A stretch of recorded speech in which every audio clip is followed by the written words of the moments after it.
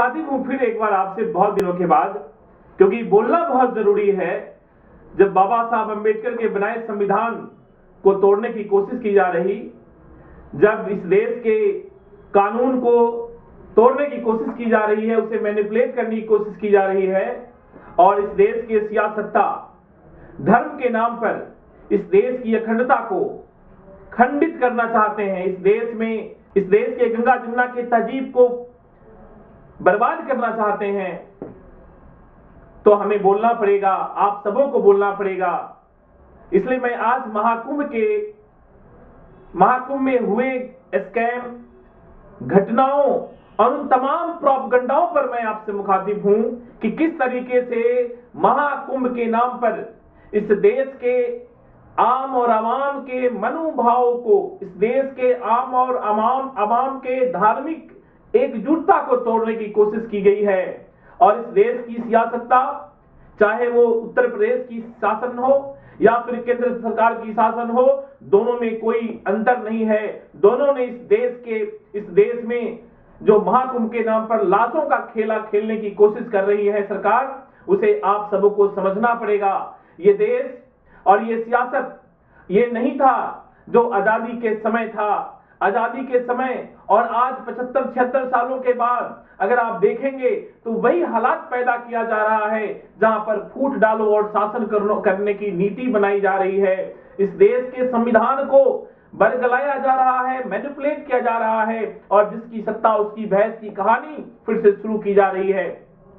महाकुंभ में ऐसा बताया जा रहा है कि करीब 300 से भी ज्यादा लोगों को कुचलकर मार दिया गया है, लेकिन आखिर क्या वजह है कि वहां मीडिया को प्रतिबंधित किया गया?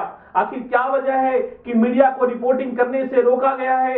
आखिर क्या वजह है कि सरकार सही आंकड़ा पेश नहीं कर पा रही है अब तक? आखिर क्या वजह है कि सरकार इन लाशों को इकट्ठा करके कहीं दूर दराज नदी नालाओं में बहाया जा रहा है, दफनाया जा रहा है, ताकि इस देश की सियासत के द्वारा जो किया जा रहा है कुराचार है, महाकुंभ में हुए जो घटना है, उसको किस तरीके से छुपाया जा सके।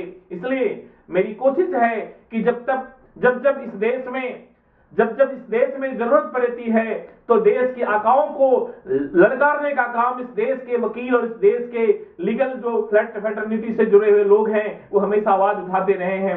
आपको भी हमारी तरह आवाज उठाना पड़ेगा। इस देश की सत्ता और इस देश की सत्ता से जुड़े हुए जो प्रोपगंडा है, किस तरीके से संविधान को पीछे कर धार्मिक भावनाओं में बहाया जा रहा है। और जो लोग महाकुंभ में गए हैं वहां पर जाकर देखे ही होंगे कि क्या परिस्थितियां वहां पर बनाई गई हैं, किस तरीके से लाशों पर राजनीति की जा रही है, और उसके बाद उस घटना को पटाक्षेप करने के लिए, उस घटना पर को इग्नोर करने के लिए दूसरे पक्ष और विपक्ष पर, दूसरे विपक्षी नेताओं पर वो जो है लांछन लगाया जा रहा है, आरोप लगाया जा रहा है कि किसी की साजिश थी।